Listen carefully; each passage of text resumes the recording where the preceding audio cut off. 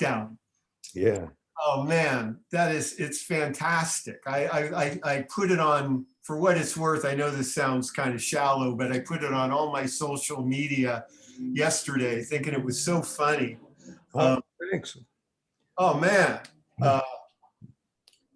no one will hire us because of the virus. And there's some great stuff there.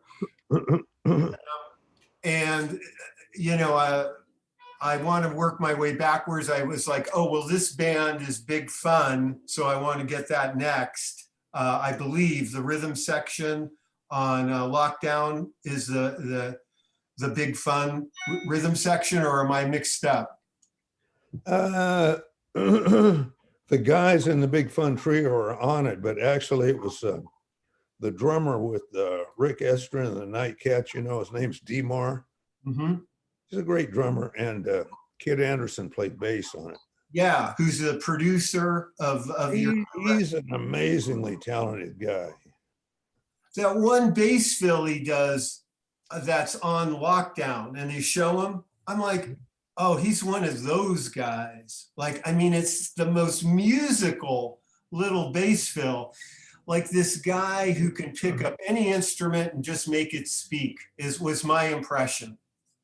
And I know he's a fine guitarist, right? Yeah, I'm going to vote for him for the guitarist of the year in the BMAs, I think. Well, if I could vote, I will too, but usually the results of those things are really disappointing. Not to be negative. Okay, so now we're going to talk about 100 Years of Blues. This record, correct me if I'm wrong, was released in September of 2020, so it's brand new. It's available on iTunes, Amazon, and on the Alligator website. I went to Discogs this morning, seeing if I could get it on LP, and I didn't see an LP option yet, because I'm old school too in that way, but it's available and I highly recommend it. LPs are expensive to make, they're kind of a specialty item, but anyway. So it's got Elvin on it, Charlie Musselwhite. Bob Welsh is like the great sideman on guitar and piano, and Kid Anderson's on upright bass, and he's the producer who's Norwegian. Is that correct? Yeah. Yeah, it made me think about things coming full circle. Like you going to Chicago and seeking out the source of this blues music, and I wondered about Kid Anderson doing the same thing with you. He's an amazing guy. He's got very deep understanding of blues. He's a great guy to be to work with in the studio, because he knows what blues is supposed to sound like. I asked him one time, I said, hey man, how long were you in this country before you started thinking in English? He said, I started thinking in English way before I got to this country. Well, I agree. I mean, the record, it sounds fantastic. Couple equipment questions. I might be mixed up, but I show you having a Gibson ES 345 that's called Old Red Dog. That's a 59.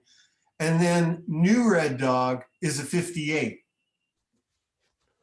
I don't know about that one. Okay, so did you play Old Red Dog on this record? My one and only Red Dog, I guess, yeah. Okay. What else? Oh, yeah, and normally I won't ask, I don't care about this. What amp did you use? It's a Princeton that I borrowed from my road guy. How did you get that like creamy distortion? I mean, it sounds perfect. The pickup's on the 345, I guess. Yeah. In a way, I have Princeton's, but man, that sound you got, I mean, it's like you're playing and your touch and all those, things that are really important. but I was really hoping you'd say like, oh, it was a dumb bowl or something like that, you know, make me feel better. Uh, Uh, anyway, what are your thoughts about the new record before we could go talk about it track by track? whatever you want to do. I was pretty pleased with the way it came out. We didn't do much overdubbing at all, and just got in there and rolled it out. Musselwhite knew what he wanted to do, and we both know how to play that kind of music. It kind of goes back, like you were saying, before blues got formulated, and the Chicago blues like it is today. It's more like what was being done down south in spots. I don't know, Robert Nighthawk or Forest City Joe or some guys like that. Well, it's a great record, and the thing that is kind of like almost, I guess it's because you guys are the real deal. I mean, hence 100 Years of Blues. Even though at times it, to me, and you might know the blues genre better than me, and my reference might not be spot on, but it'll sound like Muddy Waters a bit, but it doesn't sound contrived. It just sounds real. It's what I love about the record. I like playing with Charlie a lot because he doesn't. It's great to play with a harmonica player who's not just playing Little Walter licks he learned off a record.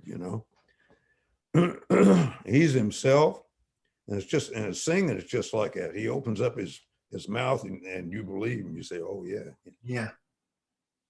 Well, the first track, Birds of a Feather, I get, which you wrote, and between you and Charlie, that's almost predominantly songs you guys have written for this record. Now, I was listening to it. It just grooves like nobody's business. I mean, and I don't know if it's the rhythm guitarist, Bob Welsh, Mm-hmm. you in a D tuning, but is it more than the low E string tuned down to D, or are you in one of those D, G, D, are you in any?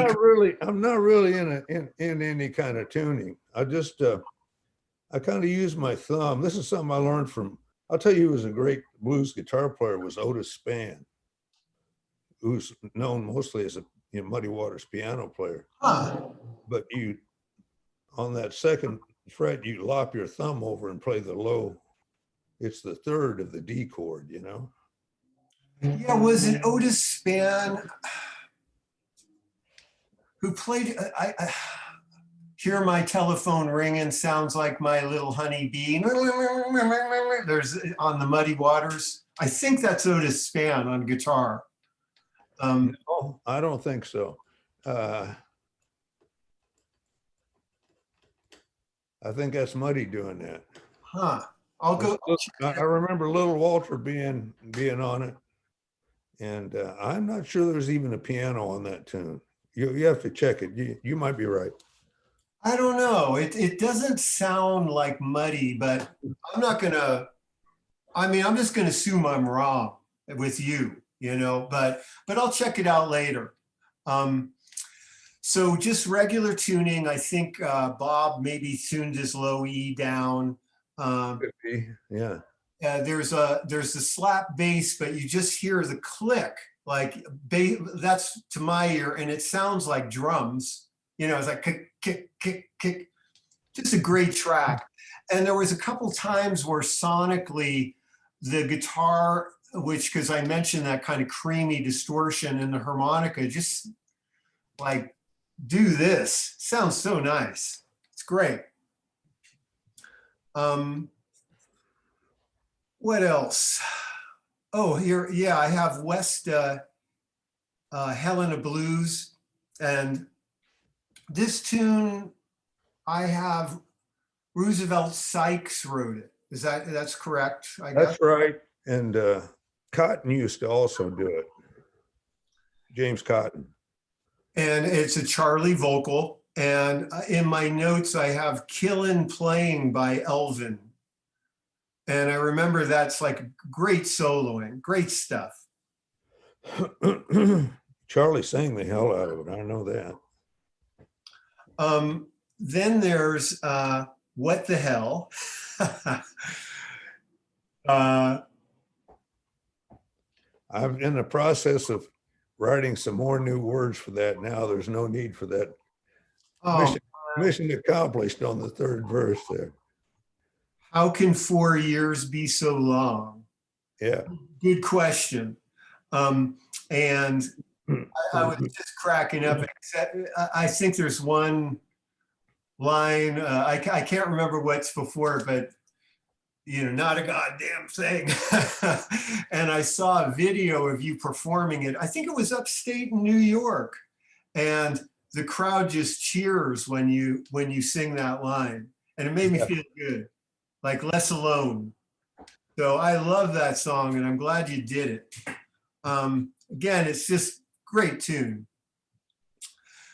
I did on the YouTube video of that. I was curious with the comments because, it's going out on a limb a little bit, like what the hell, the lyrical matter. Everybody loved it except one guy.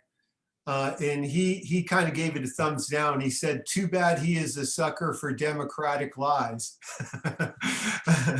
But, if you're any, a good a good path of being happy is never reading the YouTube comments, even though most of them are good.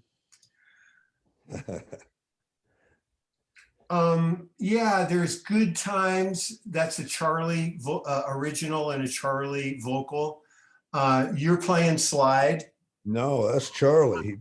He plays it great. Yeah. Wow. That's amazing, huh? He really took a great influence. He's the only guy I ever heard who could play Robert Nighthawk stuff and make it sound right, Yeah, it's so good. I thought it was you. And I mean, it sounds like room mics, but everything sounds up front. It's just such a great sounding record. And did all of you guys, like, how did that come about? Was it Kid Anderson or a kind of a democratic thing? That sounds good. How did you get the sounds? Well, we were sort of all responsible for our own sounds, and then the kid put them together real good, You sure did. Yeah. Oh yeah, Old School, which I got to ask you, which is about, you don't, I mean, how would you summarize Old School, the lyrical content of it? Just a tech ignorant guy singing it. Well, the line, call me on the phone, don't send me no email, send me a female. Did you make that up? Yeah, as far as I know. I was talking to a friend of mine yesterday. I told him I was going to talk to you, and I told him that line. He goes, that's brilliant. And I think so too. It's so funny. I laughed out loud. Great song. And I related to the lyric too, even though here we are on Zoom. Yeah. This is the very tip top of what I can do right here, which is nothing. I just clicked on the link you gave me. It's good enough. It's pushing me too, believe me. If I should have bad luck, another Charlie tune. Are you the first guitar solo? I don't remember. I think I'm the only one, maybe. Because it's fantastic. And you know, I wasn't sure if Bob got a solo, but it's such I a, don't think he played a solo on that one, but I'll tell you, like I tell everybody else, I listen to that record. Sometimes I think, well, I'm the third best guitar player on that record. I don't think so. The other thing about my experience with this record was on this tune, If I Should Have Bad Luck, you and Bob are playing turnarounds, you know, like 5, dun, dun, dun, dun, 4, dun, dun, dun, dun, 1, dun, you know, and right there are these turnarounds, and they're almost different every time. And you're not playing, you both are playing a different thing, and yet it sounds like blues Bach to me. You know, it's so good. Yeah, Bob's really good at just hearing where the hole's going to be and jumping in it, you know. And Well, too. that's where you have a benefit of some old experienced guys, you know. It's there's a little trick of supporting a guy without playing over him, you know. It's a great crew. And it does sound like a band with chemistry. So we get to Midnight Hour, a Leroy Carr tune. I have on my notes here, you did it on your Big Fun LP before. I think so, yeah. And again, I have a detuning, and you know, I'm glad I remembered this. Yeah, it's a blues record, but the variety is just perfect. I mean, you know, I never feel like one song sounded like the next. And on this song, man, that thing starts out and it's like a new universe. It's fantastic. You're a good audience. I'm a fan. I mean, you know, when we talked a couple days ago, I didn't know you had a new record. And I wasn't worried it would be, you know, not good, but I love that I love it. And I'm really excited to get the word out as best as I can, I humbly say, because man, it's a great record. Everything I'm saying is true. I appreciate it. Good. I'm glad. Now, this was in a detuning, and it's just a great, you know, at the first time I heard it, it ends, and it kind of reminded me of It's Never Say No off the East West record. It just kind of ends. And I remember I was by myself and I said to myself, wow, that was sad. You know, and it's like in the humor of this record of don't send me an email, send me a female or whatever. This song was really, really hit me at my heart. Really, really beautiful and sad. Well, I love the 2 chord too. It goes to E minor, but I don't know. It's just kind of big, you know, it goes to 2, but it doesn't sound real. Like the minor third, the open G, I don't think anybody's playing it. It makes it sound really, I don't know what the word is, but really, it's great.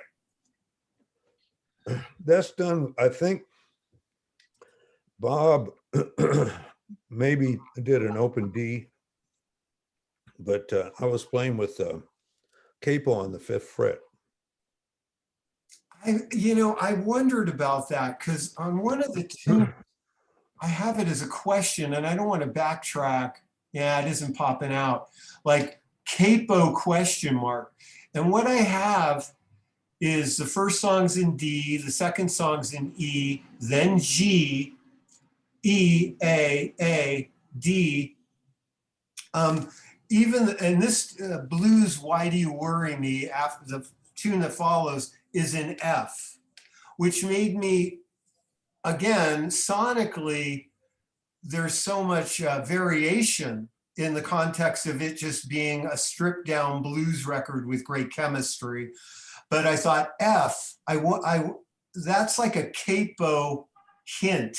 And I wondered if that you guys were barring or if you used a capo and were doing E, Lonnie Mac style or whatever. Well, you use the capo a lot to get away from things sounding stereotype or generic. It's kind of something I learned from. You ever heard any Memphis Mini records? I've just heard the name. Yeah. Well, she was like one of those blues artists in the 30s, 40s that, and once they became popular, they had to do like 15 songs a year to put out, and for guys sitting down, two people with acoustic guitars to put some variation to a 12-bar form, they had to kind of scheme, and one guy would capo one fret and one guy would capo the other fret and play in two different forms, and that's kind of the approach me and Bob take. We got Southside Blues, which is an instrumental you wrote. It in a really good way, it was reminiscent of Blue Monk to me, the Thelonious Monk tune a little bit. I started to call it Felonious, and F-E-L-O. Because of that, I lifted a verse out of his. Yeah. It's, it's not, it just reminded me of it, but it's definitely one thing. And that is you playing slide, I assume. Mm-hmm. Another great sounding performance of it sounded like room mic, but it's right up front. Again, I was hoping there was some, oh yeah, that's my special amp, only one was made, answer, but man, it sounds fantastic. But you know how the kid records that stuff? I've got a studio where I'm sitting right now, and I've got the big board and different attachments and a big computer and all that. He records the whole thing on a little laptop, like what we're looking at right here. And he just takes it anywhere he wants to and sets up some mics, and that's it. He's amazing. It's great to have a guy like that in your corner. I'm telling you. And I'm glad, because the record's great. We have Help Me, which Willie Dixon tune is kind of again, I'm just saying this as reference, not in any insulting way, but kind of a Green Onions vibe. Again, I have the first guitar solo is fantastic. Not that the second one isn't. And there's some great unison playing with the piano, I think, is playing some minor chords and the guitar is playing along with it. It kind of like a horn section. It's just great, great track. And then, yeah, the last track is 100 Years of the Blues, where both you and Charlie are singing. Predominantly you, but there's Charlie in there. There's a line in there, I've been around since the Dead Sea was sick. Did you make that up? No, that's a friend of mine from Louisiana used to say that, and I kind of lifted it, Oh, I've got my ears, attuned to the different conversations all the time. Yeah, I mean, I've heard, the mountains call me grandpa or some version of that, but I have never heard I've been around since the sick. But it's that, and which is the last track on the record. I have a couple more basic closing questions if you aren't getting tired of me. I want to repeat, and I want to make sure I get this right. Darn it. 100 Years of the Blues on iTunes, on Amazon, and at the Alligator website. I downloaded it. I was snooping around for vinyl. I couldn't find that, but I downloaded it. If it's only a CD option, I'm going to get the CD too. And I got it on iTunes. It was $9.99. I mean, geez. I would feel guilty, I should feel guilty. It's such a bargain. So everybody go out and get it. So a couple more questions. Maybe they're silly. I don't know. Anything else about the record, Elvin, that I haven't covered? No, but that little commercial you did, I appreciate it. It's like I was watching this this broadcast that Jimmy Johnson, he's a great Chicago blues guy, does on Saturdays. It was on Facebook yesterday. And in the middle, when he was trying to push his record, he said, when I was a kid, my mom and dad used to tell me to save some money for a rainy day. He said, well, I haven't had a gig since last March. It's raining. Well, honestly,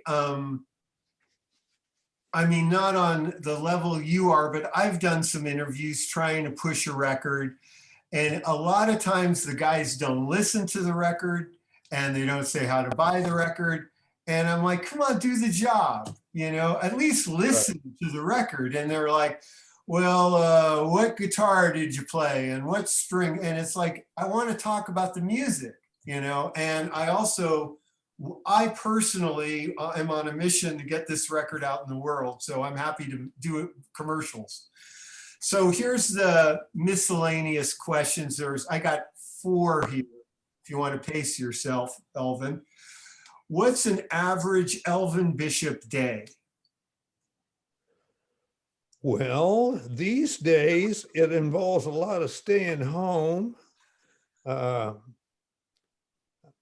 rehearse a couple, well, I practice, I guess you'd say, for 2 or 3 hours. Huh. Eat lunch, go out and fool around in the garden. I have a big garden like that, and then hope there's a ball game on in the evening I can watch. Hang out with my wife, who's a very nice person. That's about it. Sounds pretty good. That you took care of. Do you practice every day? So obviously you do. What do you practice? Like, do you have a format? Do you learn off records? Do you try and write? What do you practice? I practice pretty much tunes that I've written and tunes that I don't think I have a good enough arrangement or solo on, and try to make some improvements there. And that's pretty much it. Uh-huh. You'd think with all this spare time, I'd be able to write some tunes, but I haven't felt the writing thing at all. So I've just been working on getting the guitar playing better. I mean, I've had a lot of conversations about that. I mean, I don't think you're alone. You'd think everybody would be writing, but something about quarantining and the fear of COVID and everything and the enormity and seriousness of it, I don't know. It's like that writing muscle is preoccupied. Yep.